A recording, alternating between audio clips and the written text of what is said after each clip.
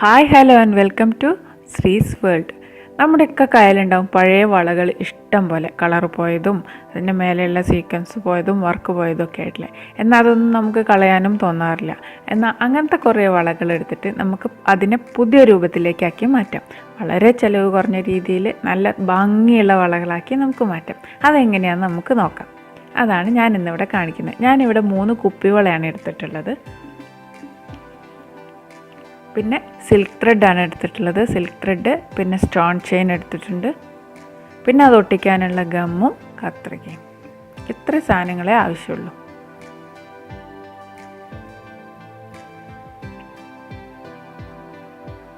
ആദ്യം നമുക്ക് ഈ വളകൾ 3 കൂടെ ഒന്ന് ചേർത്ത് ഒട്ടിക്കണം.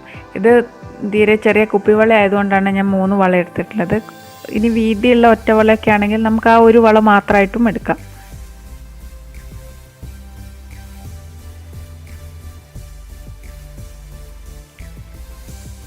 കറക്റ്റായിട്ട് ഈ വളകൾ നമുക്ക് ഒട്ടിച്ചെടുക്കണം.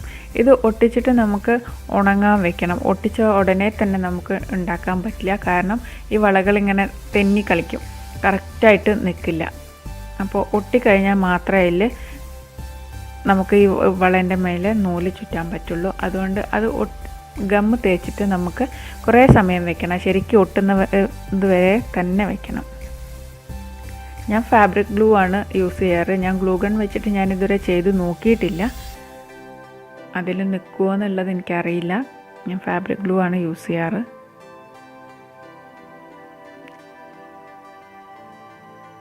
ഞാൻ സാധാരണ ഇങ്ങനെ ഒട്ടിച്ചിട്ടുണ്ടെങ്കിൽ, ഇപ്പോൾ ഇന്ന് ഞാനിത് ഒട്ടിച്ചിട്ടാണെങ്കിൽ ഞാനിത് വള ഉണ്ടാക്കുക ഞാൻ നാളെ ഉണ്ടാക്കാറുള്ളൂ. അപ്പോൾ അത്രയും സമയം ഞാൻ ഒട്ടിച്ച് വെക്കാറുണ്ട്. ഇത് ഞാൻ മുമ്പ് ഒട്ടിച്ച് വെച്ചിട്ടുള്ള വളയാണ്. ഞാൻ അതിലാണ് കാണിക്കുന്നത്.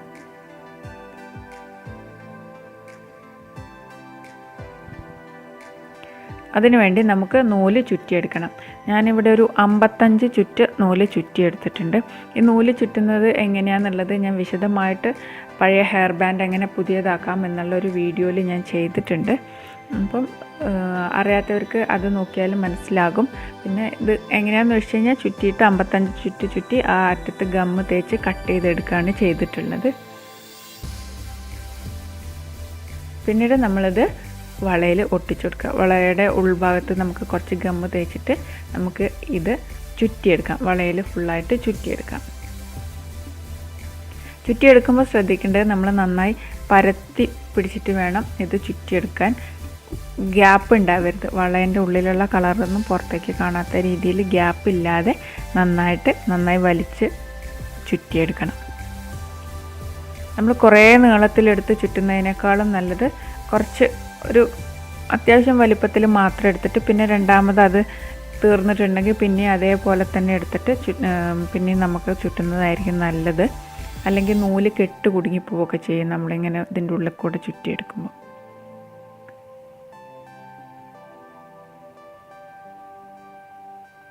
നന്നായി അടുപ്പിച്ച് ചുറ്റിയെടുക്കണം.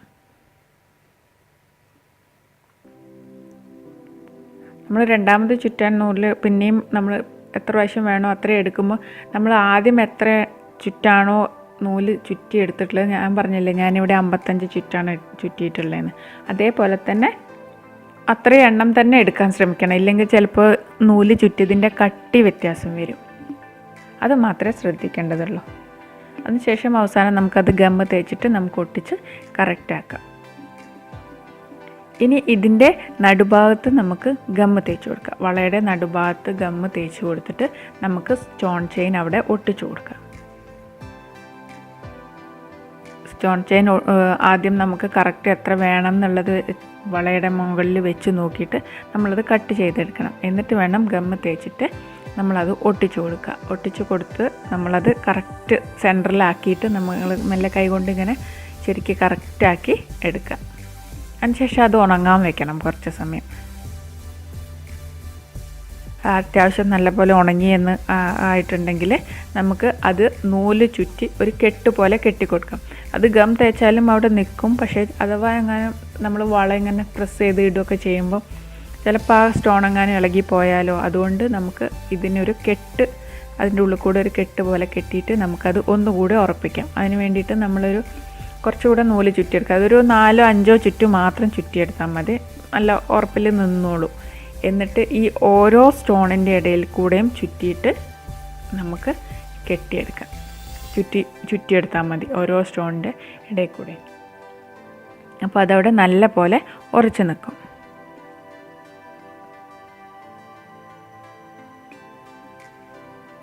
വളരെ എളുപ്പമാണ് ഉണ്ടാക്കാൻ. ഇത് ആ ഗം ഒട്ടിച്ചിട്ട് വളയും ഒന്ന് ഒട്ടി നിൽക്കുന്ന സമയം മാത്രമേ ഉള്ളൂ. പിന്നെ ഈ സ്റ്റോണും ഒട്ടിച്ചു കഴിഞ്ഞാൽ കുറച്ച് സമയം അതൊന്ന് ഒട്ടി നിൽക്കാൻ വേണ്ടി എടുക്കണം. അത്രയേ ഉള്ളൂ. അത്ര സമയത്തിൻ്റെ പ്രശ്നമേ ഉള്ളൂ. ബാക്കിയൊക്കെ വേഗം ഈ നൂല് ചുറ്റിലൊക്കെ വേഗം ചെയ്ത് കഴിയും.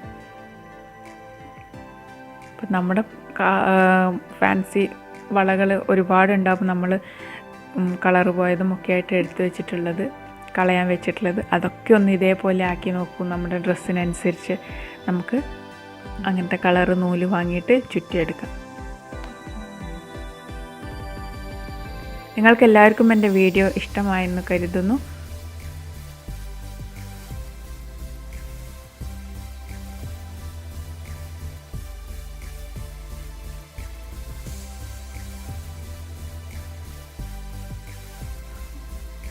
നിങ്ങൾക്ക് എൻ്റെ വീഡിയോ ഇഷ്ടമായെങ്കിൽ ലൈക്ക് ചെയ്യാനും ഷെയർ ചെയ്യാനും കമൻറ്റ് ചെയ്യാനും മറക്കരുത്. ആദ്യമായിട്ടാണ് നിങ്ങൾ എൻ്റെ ചാനൽ കാണുന്നതെങ്കിൽ സബ്സ്ക്രൈബ് ചെയ്യാൻ മറക്കരുത്.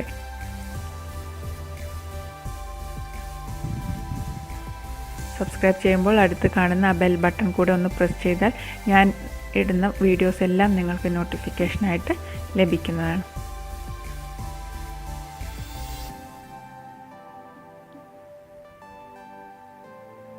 ഇത്രയും നേരം എൻ്റെ വീഡിയോ കണ്ട നിങ്ങൾക്ക് എല്ലാവർക്കും നന്ദി. ഇനിയും പുതിയൊരു വീഡിയോയിലൂടെ നമുക്ക് വീണ്ടും കാണാം. Thank you.